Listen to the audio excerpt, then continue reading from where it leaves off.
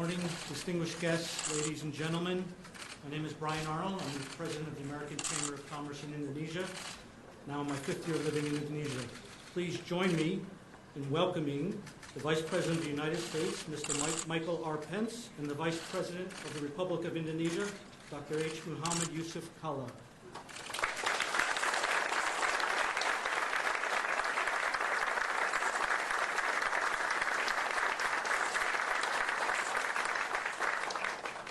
Vice President Pence is making his first official visit to the Asia Pacific, and we're honored that Indonesia is part of his itinerary.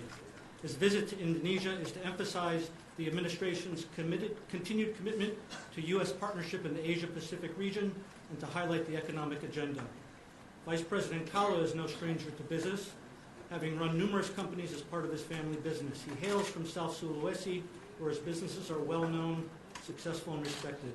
I am delighted to now invite Vice President Yusuf Kalla of the Republic of Indonesia to make brief remarks.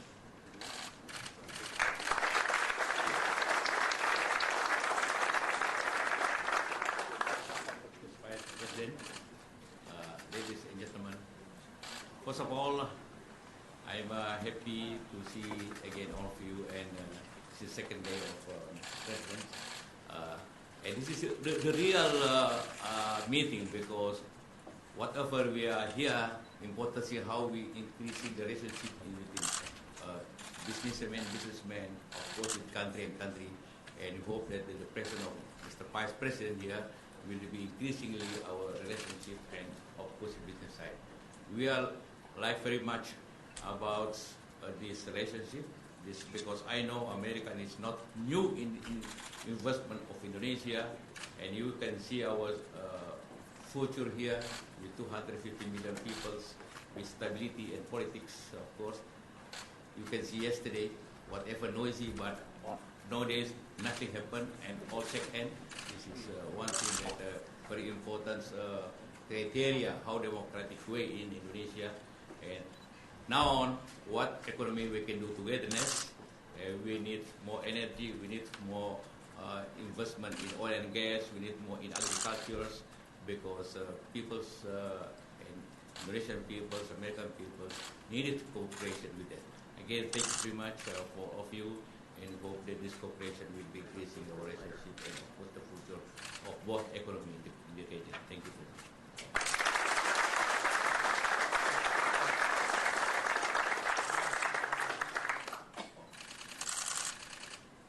It is now my honor to invite the Vice President of the United States of America, Mr. Michael R. Pence, to please speak.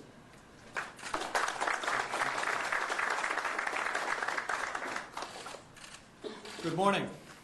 Good morning. Selamat pagi.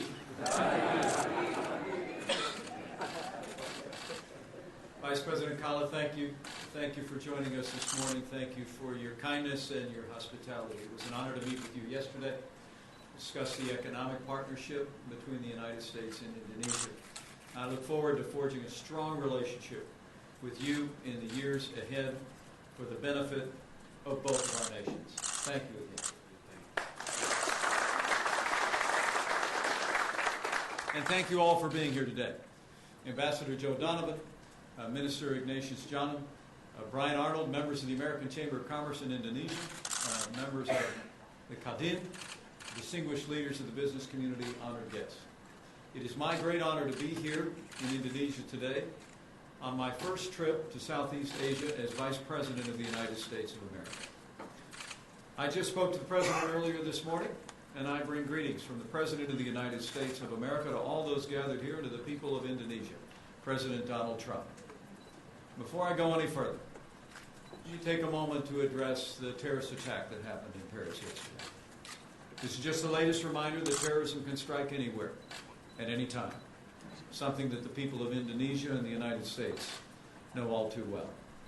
As President Trump said yesterday, in the face of this great evil, and I quote, "We have to be strong, and we have to be vigilant." Today, the people of Paris have our condolences and our prayers. The people of France are on our hearts today. And the people of Indonesia can be confident in the wake of this latest attack. We will not relent in our effort to end terrorism and the threat it presents to both of our peoples, and I pledge to you our continued cooperation against terrorism in the uncertain days in which we live. Thank you for letting me address that issue first. But let me also, on a lighter note, let me say it is a particular honor for me to be here on Kartini Day.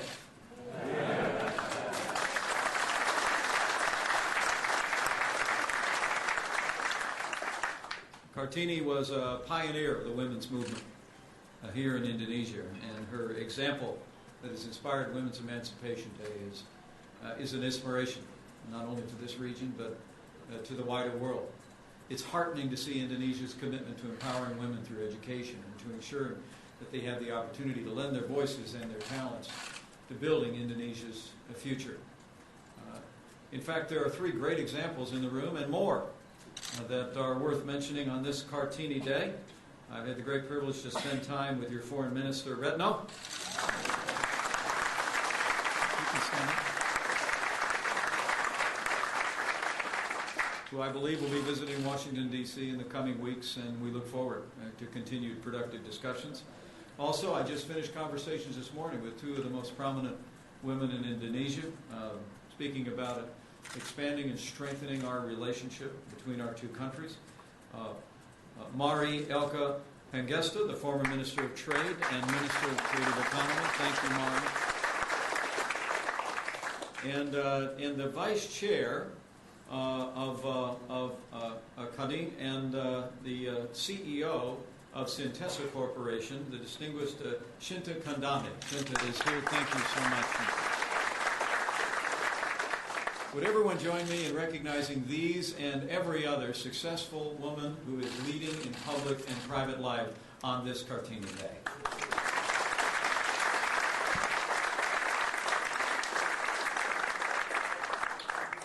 Yesterday morning, on President Trump's behalf, I had the great privilege to meet with President Joko Widodo, my friend, Jokowi, to reaffirm the United States' enduring commitment to our strategic partnership with Indonesia. We had a frank and open conversation. We discussed how our nations, the 2nd and 3rd largest democracies in the world, can further strengthen our partnership for our mutual benefit. A point I reiterated in my afternoon meeting with Vice President Kala and several government ministers. And yesterday, I met with ASEAN Secretary General Min and the permanent representatives as a sign of the United States' strategic partnership with ASEAN and our steadfast commitment to the Asia-Pacific as a whole. It was my privilege in that moment to inform the Secretary General and the permanent representatives that President Donald Trump will attend the U.S.-ASEAN Summit, the East Asia Summit, and the APEC Leaders Meeting in Vietnam and the Philippines this November.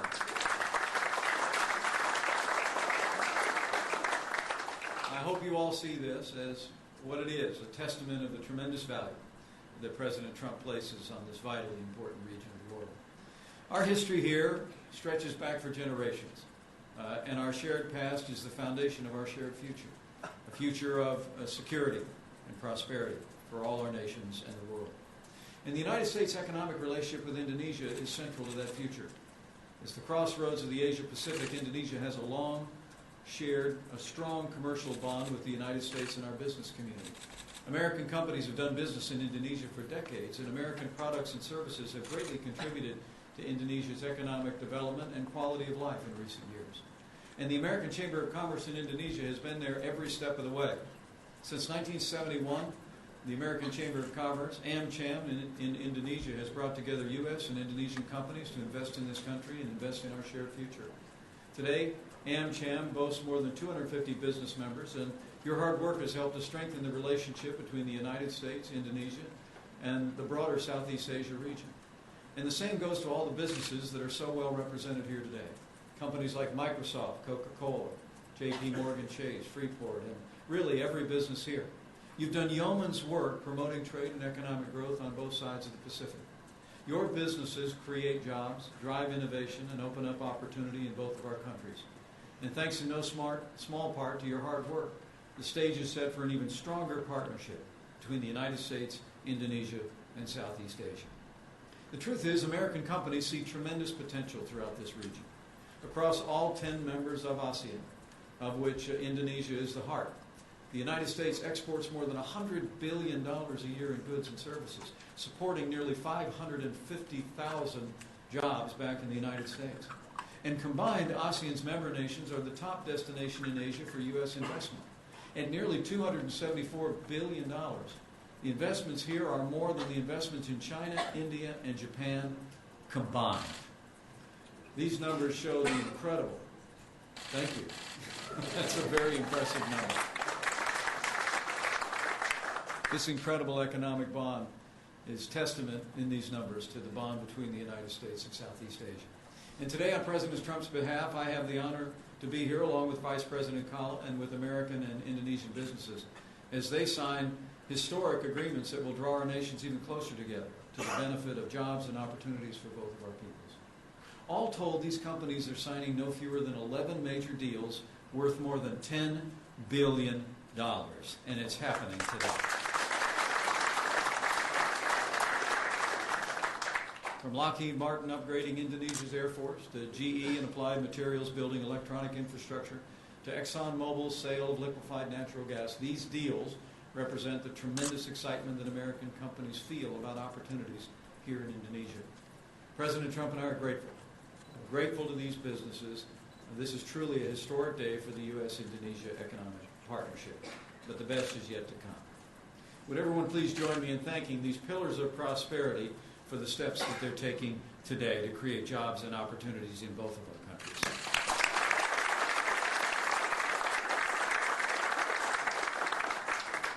Despite the big announcements today, the truth is the United States and Indonesia can do much more, we believe, to improve our trade relationship. Last year, our two-way trade with Indonesia totaled about $30 billion, but American exports have actually fallen by more than 30% in the last 4 years. It's not for lack of trying, whether it's extending electricity to communities that lack it or building infrastructure, connecting Indonesia's 17,000 islands. American businesses are ready and willing to drive Indonesia's growth to an even greater extent. As President Jokowi and I discussed yesterday, we can and will do more to expand commerce and opportunity between Indonesia and the United States. Our goal is simple. We seek trade with Indonesia that is both free and fair.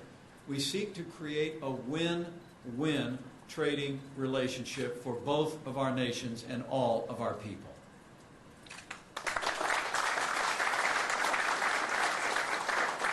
To that end, we will work with President Jokowi to reduce barriers to trade and investment and to create a truly level playing field where all our businesses have equal opportunity to market access. As many of you know, U.S. companies face many barriers and difficulties in the Indonesian market.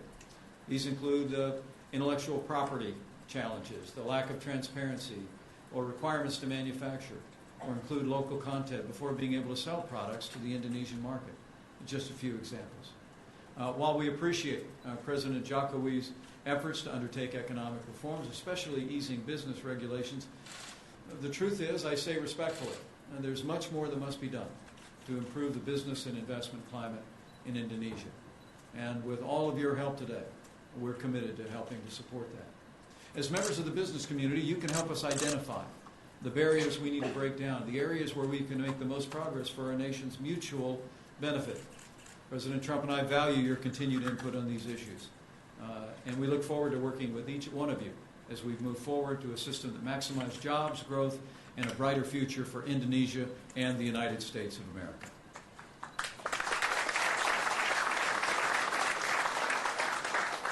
The truth is that a stronger American economy means a stronger economy for Indonesia as well and for all of our trading partners. The United States is the driver of global growth, and under President Donald Trump, we're going to be driving global growth like never before. I promise you. President Trump and our administration are working around the clock to pass an agenda of lower taxes, less regulation, better infrastructure, and a renewed focus on American energy. I'm sure the businesses gathered here from America will be glad to know that tax reform is going to be one of our top priorities.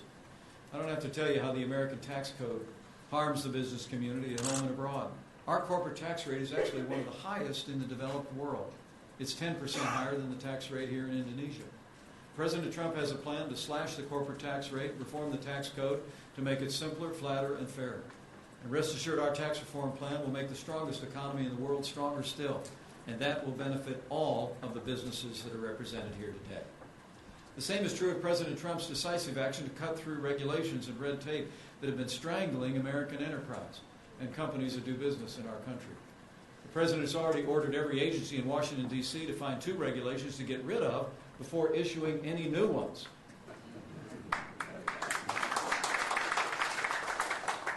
And President Trump has already signed a dozen bills turning back the last administration's burdensome mandates, and he'll continue to work with Congress as we slash through red tape.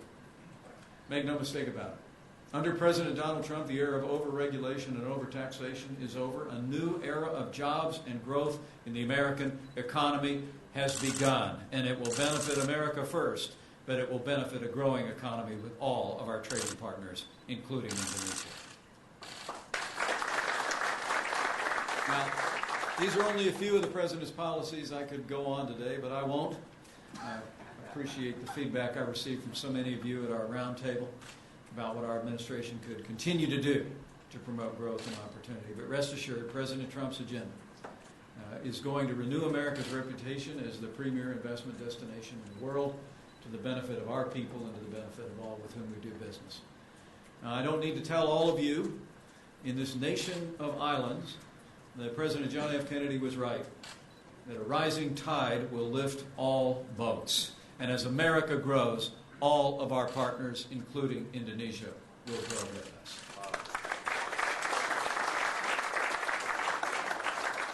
You know, Indonesia and Southeast Asia are vitally important to America's economic future. In the United States, you have no better partner and no better friend. Together with Indonesia and with all the businesses represented here, we're going to work to deepen our bond and build on the foundation we stand on today. You know, I'll leave Indonesia in just a few hours. As I do, I'll depart here deeply impressed by everything that I've seen. Indonesia's commitment to freedom, the rule of law, to human rights, and religious diversity has made a profound impact on me and my wife and our 2 daughters. Just yesterday, I had the honor and the privilege to visit Indonesia's national mosque, where the Grand Imam guided me and my family on a tour of that beautiful place. As I know, Vice President Kala, as the chairman of the Indonesian Mosque Council, would agree, Indonesia's tradition of moderate Islam is an inspiration to the world. As we stood in that courtyard, the Grand Imam pointed to the spires of the Catholic Cathedral just rising over the wall. It's a testament to Indonesia's commitment to tolerance and religious freedom. In your nation, as in mine, we know that religion unifies, not divides. It gives us a foundation for hope and a brighter future for all of our people. And I commend the people of Indonesia for your example. You are inspiring the world.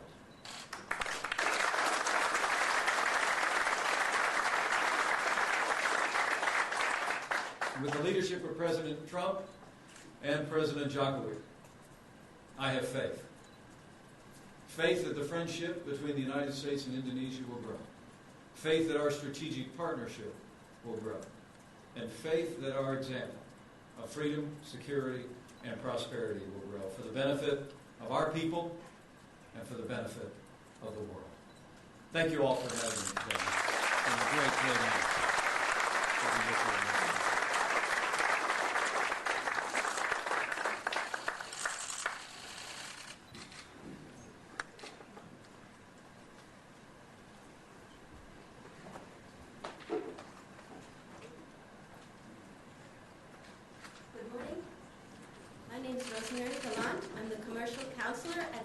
Embassy in Jakarta.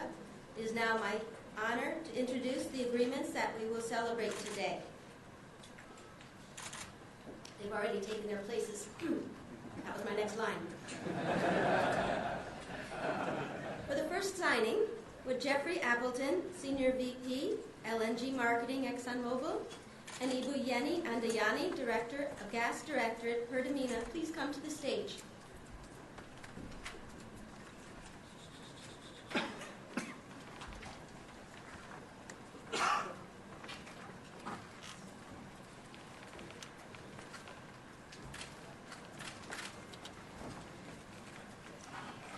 As Vice President Pence has already mentioned, we have celebrated a number of agreements this morning. We would now like to celebrate two more that highlight the partnership of Indonesia and the United States. The first one of these is an agreement between ExxonMobil and Pertamina for ExxonMobil to sell 1 million tons per year of liquefied natural gas to Pertamina for 20 years, commencing in 2025.